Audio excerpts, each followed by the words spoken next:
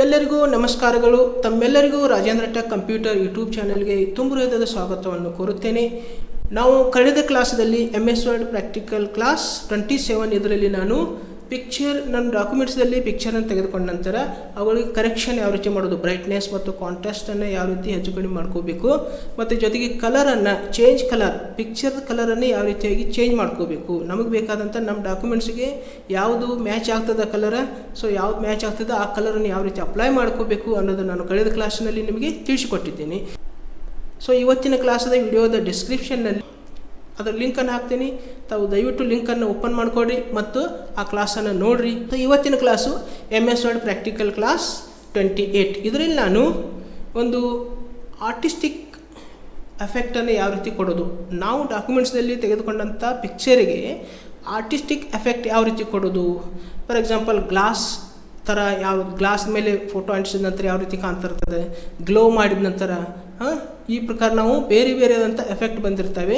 So ಅವುಗಳನ್ನ ನಾವು ನೋಡ್ಕೋಬೋದು. ವಾಟರ್ ಕಲರ್ ಇರ್ಬೋದು, ಓಕೆ, ಈ ಪ್ರಕಾರ ನಾವು ಏನು ಮಾಡಿ ಕಟೌಟ್ ಇರ್ಬೋದು, ಹೀಗೆ ಬೇರೆ ಬೇರೆ ಎಫೆಕ್ಟ್ ಬರ್ತಾವೆ. ಸೊ ಆ ಪ್ರತಿಯೊಂದು ಎಫೆಕ್ಟ್ ಬಗ್ಗೆ ನಾನು ಇವತ್ತು ಪ್ರಾಕ್ಟಿಕಲಾಗಿ ನಾವು ನೋಡೋಣ. ಓಕೆ, ಸೊ ಇವಾಗ ನಾನು ಕ್ಲಾಸನ್ನು ಪ್ರಾರಂಭ ಮಾಡೋಕ್ಕಿಂತ ಮುಂಚೆ ತಾವು ಇನ್ನೂ ನನ್ನ ಯೂಟ್ಯೂಬ್ ಚಾನಲ್ಗೆ ಸಬ್ಸ್ಕ್ರೈಬ್ ಮಾಡಿಲ್ಲ ಅಂದರೆ ದಯವಿಟ್ಟು ಸಬ್ಸ್ಕ್ರೈಬ್ ಮಾಡಿರಿ, ಬೆಲ್ ಐಕನ್ ಪ್ರೆಸ್ ಮಾಡಿಕೊಡ್ರಿ, ಮತ್ತು ಪ್ರತಿದಿನ ಬರ್ತಕ್ಕಂಥ ವಿಡಿಯೋವನ್ನು ತಾವು ನೋಡಿರಿ ಎಂದು ಹೇಳುತ್ತಾ, ಓಕೆ, ಇವತ್ತಿನ ಕ್ಲಾಸನ್ನು ನಾನು ಪ್ರಾರಂಭ ಮಾಡ್ತಾ ಇದ್ದೇನೆ.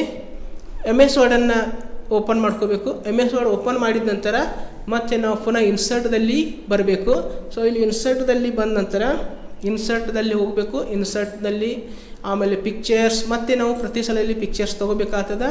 ಸೊ ಇಲ್ಲಿ ದಿಸ್ ಡಿವೈಸ್ದಲ್ಲಿ ನಾನು ಡೆಸ್ಕ್ಟಾಪ್ದಲ್ಲಿ ಒಂದು ಪಿಕ್ಚರ್ಸನ್ನು ಇಮೇಜಸನ್ನು ಫೋಲ್ಡರ್ ಮಾಡಿದ್ದೀನಿ. ಸೊ ಅದರಲ್ಲಿ ನಾನು ತಗೊಳ್ತೀನಿ, ಇನ್ಸರ್ಟ್ ಅನ್ಬೇಕಾಗ್ತದೆ. ಸೊ ಇಲ್ಲಿ ಇಮೇಜನ್ನು ಸೆಲೆಕ್ಟ್ ಮಾಡ್ಕೋಬೇಕು, ಮತ್ತು ಪುನಃ ಇಲ್ಲಿ ಇನ್ಸರ್ಟ್. ಓಕೆ, ಇವಾಗ ನಾನು ಇಮೇಜನ್ನು ತಗೊಂಡಿದ್ದೀನಿ. ಸೊ ಇವಾಗ ಮತ್ತೆ ಏನು ಮಾಡಬೇಕಂತ ಹೇಳಿ ನಾನು ನಿಮ್ಗೆ ಪೊಸಿಷನ್ ಹಾಕಬೇಕು. ಪ್ರತಿ ಸಲ ನೀವು ಇಮೇಜ್ ತೊಗೊಂಡಾಗ ಪೊಸಿಷನ್ ಯಾವುದಾದ್ರೂ ಒಂದು ಪೊಸಿಷನ್ ಇದರಲ್ಲಿ ಹಾಕಿ ನೀವು ಏನು ಮಾಡ್ಕೋಬೋದು, ಇದನ್ನು ರೀಸೈಜ್ ಮಾಡ್ಕೋಬೋದು, ಮತ್ತು ನೀವು ಪೇಜ್ದಲ್ಲಿ ಮೂವ್ ಮಾಡ್ಕೋಬೋದು. ಓಕೆ, ಇದರ ಹೈಟು ಮತ್ತು ವಿಡ್ತನ್ನು ನಾವು ಇಲ್ಲಿ ಏನು ಮಾಡ್ಕೋಬೋದು, ಇಲ್ಲಿ ರೀಸೈಜ್ ಮಾಡ್ಕೋಬೋದು. ಓಕೆ, ಇವಾಗ ನಾನು ಏನು ಮಾಡ್ತೇನಪ್ಪ ಅಂದರೆ ಇಲ್ಲಿ ನೋಡಿರಿ ಆರ್ಟಿಸ್ಟಿಕ್ ಎಫೆಕ್ಟ್ ಅಂತ ಬರ್ತವೆ. ಸೊ ಆರ್ಟಿಸ್ಟಿಕ್ ಎಫೆಕ್ಟ್ ಯಾವ ಬರ್ತಾವೆ ಅದನ್ನು ನಾನು ಇವತ್ತಿನ ಕ್ಲಾಸ್ದಲ್ಲಿ ನಿಮಗೆಲ್ಲ ಇವತ್ತಿನ ಮಾಡಿ ತೋರಿಸ್ತೀನಿ. ಸೊ ಇಮೇಜಿಗೆ ಅಪ್ಲೈ ಮಾಡಿ ತೋರಿಸ್ತೀನಿ. ನಾನು ಈಗ ಪ್ರತಿಯೊಂದು ಒಂದು ಎಫೆಕ್ಟ್ ಯಾವ ರೀತಿ ಆಗ್ತಾವ ಅನ್ನೋದನ್ನು ನಾನಿಲ್ಲಿ ನಿಮಗೆ ಪ್ರಾಕ್ಟಿಕಲಾಗಿ ತೋರಿಸ್ತಾ ಇದ್ದೀನಿ.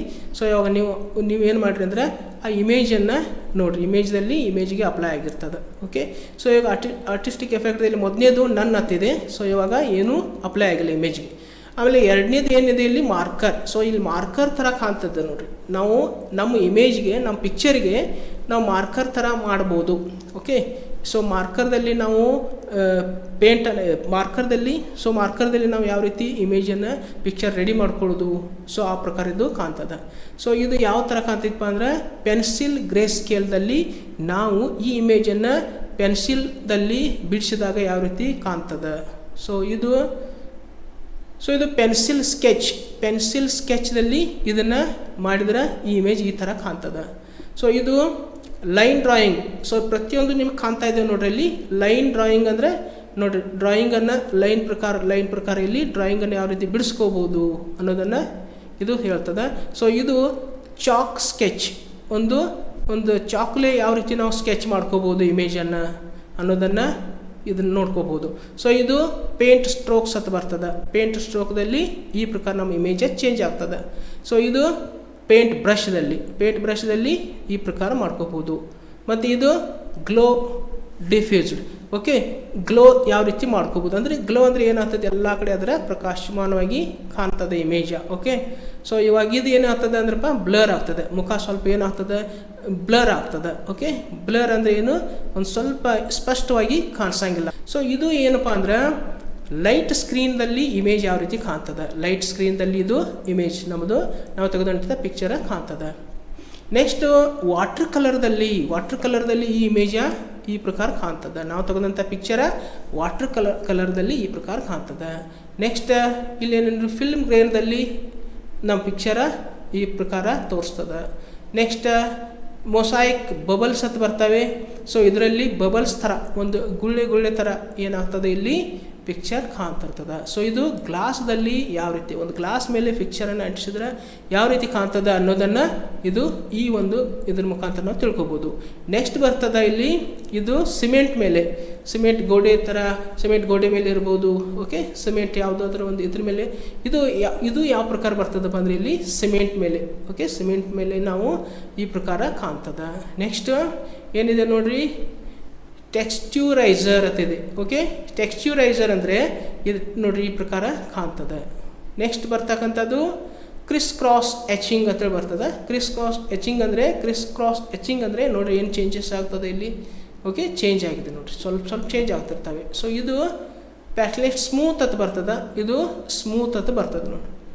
ಓಕೆ, ಇದು ಏನು ಬರ್ತದೆ ಅಂದರೆ ಪ್ಲಾಸ್ಟಿಕ್ ರ್ಯಾಪ್ ಅದ. ಪ್ಲಾಸ್ಟಿಕ್ ಮೇಲೆ ನಾವು ಇಮೇಜನ್ನು ಈ ಥರ ನೋಡ್ಕೋಬಹುದು, ಪ್ಲಾಸ್ಟಿಕ್ ಥರ ಇದು ಕಾಣ್ತಾ ಇದೆ.